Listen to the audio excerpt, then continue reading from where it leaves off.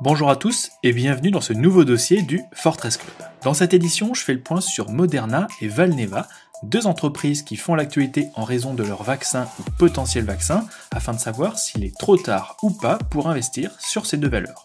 Ce dossier sera décomposé en deux parties, une première sur Moderna et plusieurs aspects qui touchent Moderna et Valneva, et une deuxième partie sur Valneva, le marché en général des vaccins et mon avis sur Moderna et Valneva. C'est parti!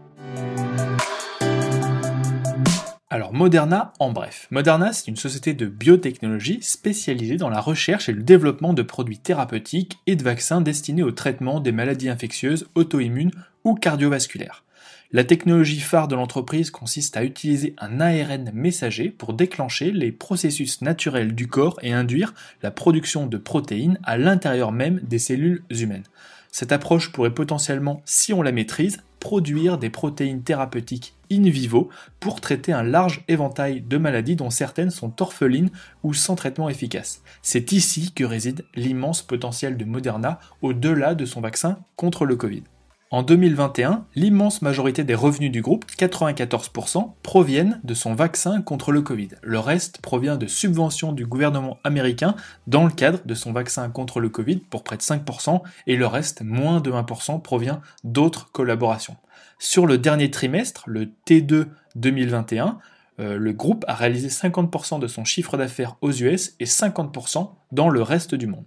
Un point de contexte, avant le Covid, Moderna ne vendait aucun produit et tirait principalement ses revenus de subventions et de collaborations. Sur son pipeline, alors au passage dans le monde des pharma biotech, le pipeline c'est tous les produits en cours de développement, ceux qui sont en train d'arriver, ceux qui sont dans le pipe. Et donc voici le pipeline de Moderna, le groupe a un produit en phase commerciale, son vaccin contre le Covid, et 30 produits en cours de développement. Tous les produits en phase de développement ne sont pas au même stade de développement et ils n'iront pas tous au terme, il y aura sûrement des échecs, c'est normal. La plupart des produits sont en phase préclinique ou en phase 1 et 2. Et un autre petit point culture, c'est que dans une phase préclinique, en gros, on fait des tests en laboratoire. Et généralement, on trouve quelque chose qui marche, mais c'est dans des éprouvettes. Ensuite, vous avez la phase 1 qui permet d'évaluer l'efficacité mais surtout la sécurité, cette fois-ci sur des patients réels, généralement un petit groupe. Est-ce que c'est bien toléré et quels sont les effets secondaires? On teste aussi les différents dosages. Dans la phase 2, on cherche à connaître précisément la réponse immunitaire et on fait des tests à plus grande échelle. Et dans la phase 3, on revérifie tout, efficacité et tolérance sur un très grand nombre de patients sur une durée plus longue. Moderna, dans son pipeline, a des projets très prometteurs, notamment contre le sida, la grippe, mais aussi un vaccin combinant la grippe et le Covid, et contre certains cancers. Vous avez le détail de tous les produits en développement de Moderna dans l'article. Un autre point à avoir en tête, c'est qu'avec le Covid, les phases de développement précliniques 1, 2 et 3 ont été accélérées du fait de l'urgence de la crise. Cependant, en temps normal, le développement et l'approbation d'un vaccin ou d'un traitement met bien plus de temps. En moyenne 7 à 10 ans. Et vous avez une petite infographie de la Fédération, je crois, des industries du médicament qui explique assez bien ça dans l'article. Ce qu'il faut retenir, à mon avis, c'est que le business de Moderna a de fortes chances de rester très centré sur le Covid pendant plusieurs années. Tout d'abord, car le Covid ne va pas nous quitter tout de suite, j'en parle plus tard, et ensuite, car le groupe n'a actuellement aucun produit qui pourrait sortir bientôt, en fin de phase 3. Ils sont tous, au mieux, en phase 2. Sur la question de savoir si c'est une biotech ou une big pharma. Alors, d'une manière simpliste, les entreprises cotées en bourse qui développent ou commercialisent des vaccins ou des traitements sont souvent rangées dans deux catégories. Soit vous êtes une big pharma, en résumé une très grosse boîte avec beaucoup de médicaments en phase de commercialisation mais aussi en développement et qui gagne beaucoup d'argent, soit vous êtes une biotech, c'est-à-dire une petite boîte qui a généralement quelques produits en cours de développement et qui ne gagne pas beaucoup d'argent.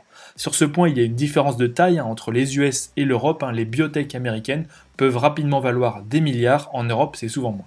Dans les faits, les entreprises biotechnologiques et pharmaceutiques produisent toutes les deux des médicaments, mais les médicaments fabriqués par les entreprises biotechnologiques sont dérivés d'organismes vivants, tandis que ceux fabriqués par les entreprises pharmaceutiques ont généralement une base chimique. Et pour vous donner des exemples, les plus grosses entreprises de biotechnologie aux US, c'est Johnson & Johnson, Pfizer, Eli Lilly ou Thermo Fisher Scientific. Et cependant, en fait, Johnson & Johnson, Pfizer ou Eli Lilly sont aussi très forts dans la chimie. Et donc, en réalité, il faut plus parler de start-up dans les biotechnologies ou autres et de big pharma. C'est souvent au passage des big pharma rachètent des start-up. Alors pour vous, Moderna, c'est une start-up ou une big pharma? Le cas de Moderna est un peu à part. L'entreprise a une trentaine de produits en développement et un seul produit en phase de commercialisation, son vaccin contre le Covid. Avec ce genre de portefeuille de produits, vous êtes souvent catégorisé en start-up, biotech, ce genre de choses. Cependant, compte tenu du succès commercial de son vaccin contre le Covid, le groupe ne peut plus être considéré comme une simple start-up. Et pour moi, le groupe est une start-up de luxe. Pourquoi pas une big pharma? La capitalisation boursière de Moderna, elle est de 115 milliards d'euros. Sanofi, pour vous donner un ordre de grandeur, c'est 106 milliards d'euros. On est donc en droit de penser que Moderna fait désormais partie des grands de ce secteur. Cependant, Moderna ne vend qu'un seul produit, son vaccin contre le Covid. Et donc ses revenus sont dépendants presque à 100% de ce vaccin, et ils vont encore l'être à mon avis pendant plusieurs années. Moderna n'a donc pas encore la maturité qu'ont tous les géants de ce secteur, avec une multitude de produits à la fois en cours de commercialisation et en cours de développement. C'est une start-up. Cependant, l'important trésor de guerre que Moderna est en train de se constituer, j'en parle juste après, va lui permettre de se développer comme bon lui semble sur les prochaines années, et en conséquence, c'est une start-up certes, mais qui est dans des conditions de rêve pour son développement futur, alors que son financement est assuré pour la prochaine décennie. Parlons désormais de l'aspect financier. Alors que le groupe est plutôt une start-up, car tous ses bénéfices proviennent d'un seul produit, et que les autres produits qui pourraient prendre le relais, relancer la croissance, ne sont pas attendus avant au moins 2 ou 3 ans, si ce n'est plus, la trésorerie est pour moi le premier élément important. Moderna a réellement commencé de vendre son vaccin en 2021, c'est pour cette raison que l'explosion des ventes ne s'est réalisée que sur 2021, et il y en a juste un petit peu fin 2020, mais c'est clairement sur 2021. Les ventes et les bénéfices devrait rester à un niveau élevé en 2022, mais le consensus table pour le moment sur une forte chute des ventes dès 2023. Cette baisse du chiffre d'affaires peut provenir d'une baisse du nombre de commandes, du fait de nouveaux concurrents ou d'un tassement de l'épidémie, mais elle peut aussi être due à une baisse des prix. Pour le moment, Moderna et Pfizer sont presque seuls au monde et en conséquence, ils pratiquent des prix élevés.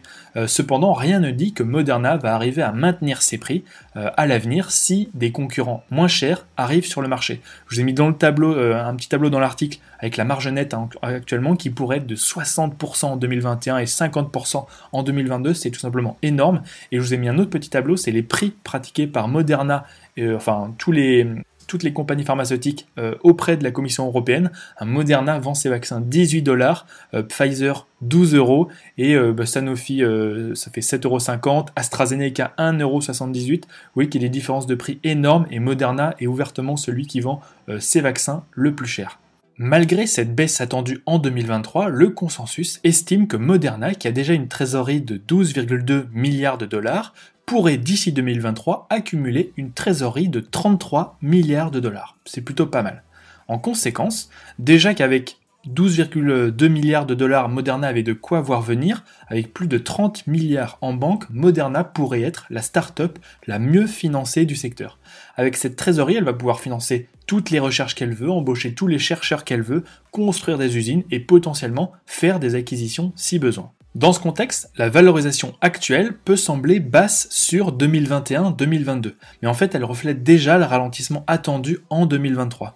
La valorisation actuelle donne pour 2021 un PER de 11,7 fois les bénéfices et de 14,1 fois les bénéfices, mais elle donne en fait pour 2023 un PER de 37 fois les bénéfices, ce qui peut paraître élevé, mais qui ne semble pas injustifié, alors que Moderna aura sûrement une trésorerie d'ici 2023 de 20 à 30 milliards de dollars, qu'ils ont développé une technologie très prometteuse, sa plateforme qui lui permet de faire des vaccins ARN très rapidement, et qu'ils ont plein de produits à fort potentiel en cours de développement, les vaccins contre le sida, etc. etc. Ce qu'il faut donc retenir pour moi sur Moderna, c'est que c'est une start-up qui a réussi un premier coup avec son vaccin contre le Covid. Grâce à ce succès et à la trésorerie que le groupe a accumulée et qu'il va continuer d'accumuler alors que cette épidémie n'est pas encore finie, Moderna est dans des conditions idéales pour transformer l'essai avec sa technologie en développant d'autres vaccins qui deviendront d'autres sources de revenus. Sa valorisation n'est peut-être pas une aubaine, mais elle n'est pas déconnante non plus. Elle reflète sa technologie novatrice, sa situation financière et son pipeline prometteur de produits en cours de développement. Voilà, c'est tout pour aujourd'hui. Dans la deuxième partie de ce dossier, je parlerai donc de Valneva, du secteur et du potentiel de Moderna et de Valneva. Rendez-vous demain 7h sur le site du Fortas Club. En attendant, je vous remercie pour tous vos likes et vos commentaires, ça m'encourage énormément. N'hésitez pas à partager l'article, il est en accès libre. Moi je vous dis à demain.